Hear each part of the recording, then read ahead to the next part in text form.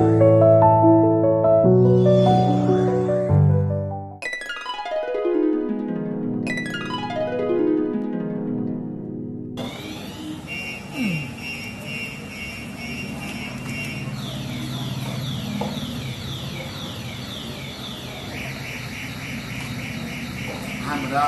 हिंदीबा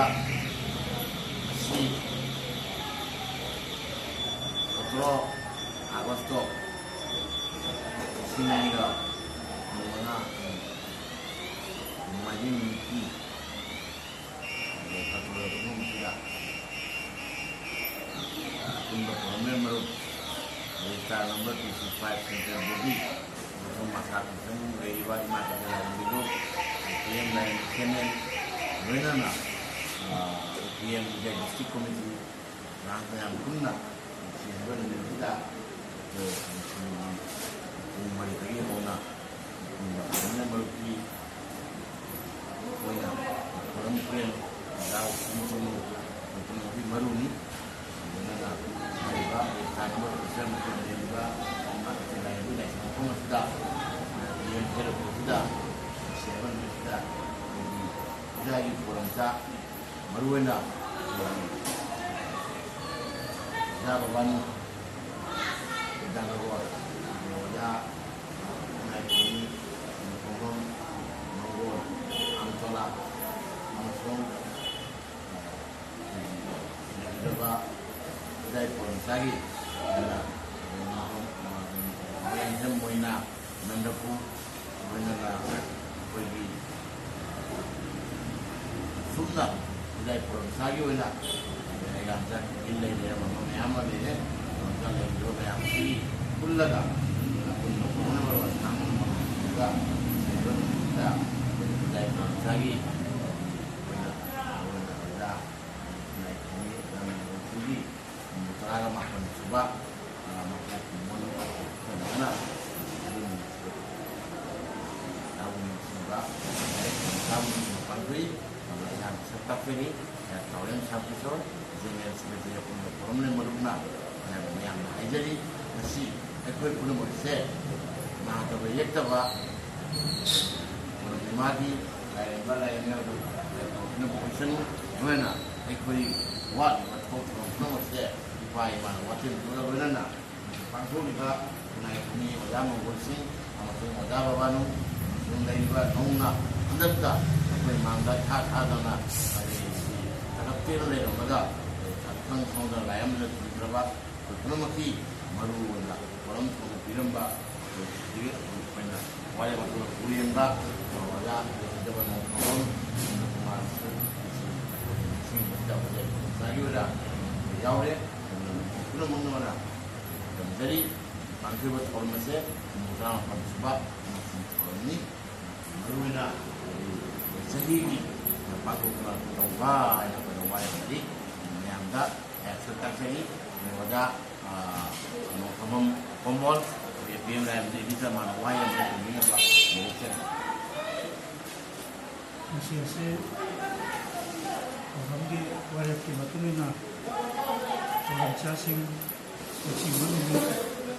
orang berdiri pangkot guna proses ada cu kasih terus lagi masing terapi bersedia Faktori kaliba,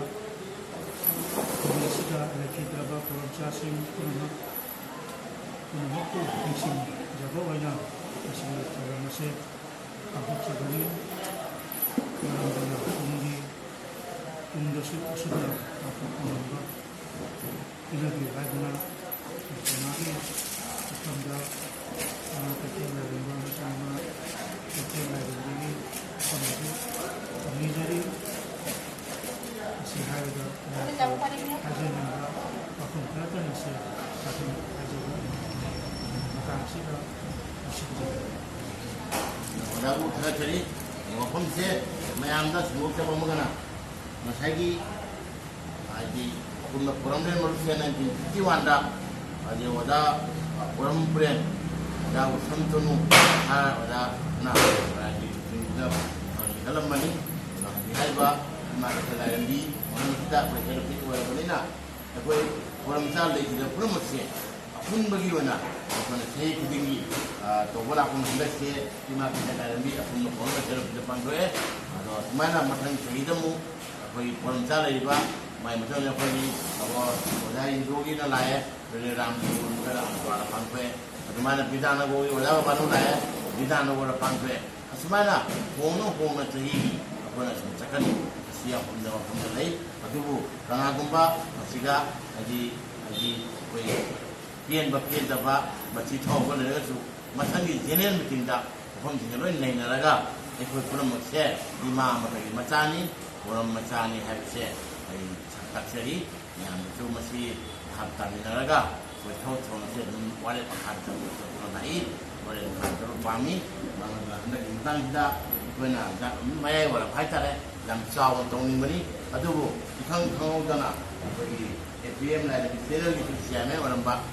ꯑꯄꯨꯟꯕ ꯄꯨꯝꯅꯃꯛꯁꯨ ꯑꯩꯈꯣꯏ ꯄꯣꯔꯝ ꯊꯣꯡ ꯄꯤꯔꯝꯕ ꯑꯣꯖꯥ ꯄꯨꯔꯦꯟꯕ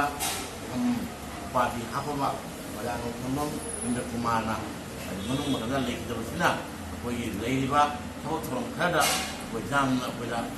ꯈꯨꯗꯥꯏ ꯇꯤꯟꯅꯗꯕ ꯃꯥꯂꯦꯝ ꯃꯤꯇꯩꯒꯤ ꯑꯣꯏꯕ ꯑꯁꯥꯝꯒꯤ ꯑꯣꯏꯕ ꯚꯥꯔꯠꯀꯤ ꯑꯣꯏꯕ ꯃꯌꯥꯝ ꯃꯤꯇꯩꯒꯤ ꯋꯥꯔꯤ ꯅꯩꯅꯒꯗꯕ ꯈꯪꯒꯗꯕ ꯈꯪꯗꯣꯛꯀꯗꯕ ꯄꯥꯡꯒꯜ ꯁꯣꯜꯂꯤ ꯃꯔꯝ ꯑꯗꯨꯅ ꯋꯥꯔꯦꯞ ꯑꯃ ꯂꯩ ꯂꯥꯛꯏꯕ ꯍꯥꯏꯗꯤ ꯑꯄꯨꯟꯕ ꯄꯣꯔꯝꯂꯦꯝ ꯃꯔꯨꯞꯀꯤ ꯉꯁꯥꯏꯒꯤ ꯑꯩꯈꯣꯏ APM ꯂꯥꯏꯔꯦꯝꯕꯤ ꯆꯦꯅꯦꯜ ꯍꯥꯏꯇꯥꯔꯦꯀꯣ ꯑꯗꯨꯅ ꯁꯤꯒꯤ ꯄꯥꯡꯊꯣꯛꯏꯕ ꯑꯩꯈꯣꯏ ꯁꯩꯔꯦꯡ ꯏꯁꯩ ꯊꯤꯁꯤ ꯑꯃꯁꯨꯡ ꯂꯣꯟ ꯃꯉꯥꯗ ꯐꯣꯡꯗꯣꯛꯏꯕ ꯑꯩꯈꯣꯏꯒꯤ ꯊꯥ ꯑꯃꯗ ꯅꯨꯃꯤꯠ ꯑꯅꯤꯔꯛ ꯊꯣꯛꯅ ꯄꯥꯡꯊꯣꯛꯏꯕꯗꯣ ꯃꯗꯨꯒꯤ ꯃꯇꯥꯡꯗꯁꯨ ꯑꯩꯈꯣꯏꯅ ꯍꯥꯏꯗꯤ ꯑꯍꯨꯝꯂꯛꯀꯤ ꯄꯥꯡꯊꯣꯛꯀꯗꯕꯗꯣ ꯑꯣꯖꯥꯁꯤꯡ ꯂꯩꯒꯗꯕꯅꯤ ꯀꯥꯏꯅ ꯑꯩꯈꯣꯏꯅ ꯃꯃꯤꯡꯗ ꯀꯃꯥꯏꯅ ꯇꯧꯅꯕ ꯄꯣꯊꯥꯔꯦ ꯑꯗꯨꯅ ꯑꯩꯈꯣꯏ ꯍꯥꯏꯔꯤꯕ ꯆꯥꯡ ꯑꯍꯨꯝ ꯍꯥꯏꯇꯥꯔꯦꯀꯣ ꯐꯣꯡꯒꯗꯕ ꯑꯍꯨꯝꯁꯦ ꯂꯥꯜꯂꯒ ꯑꯃꯨꯛ ꯍꯥꯟꯅꯒꯤ ꯃꯇꯝ ꯆꯠꯊꯖꯒꯅꯤ ꯍꯥꯏꯕ ꯑꯁꯤꯃꯁꯨ ꯃꯌꯥꯝꯅ ꯁꯟꯗꯣꯛꯆꯔꯤ ꯑꯗꯨꯅ ꯑꯁꯤ ꯑꯩꯈꯣꯏ ꯄꯨꯟꯅ ꯐꯔꯃꯁꯤ ꯌꯥꯏꯐꯔꯍꯧꯅꯤꯡꯉꯤ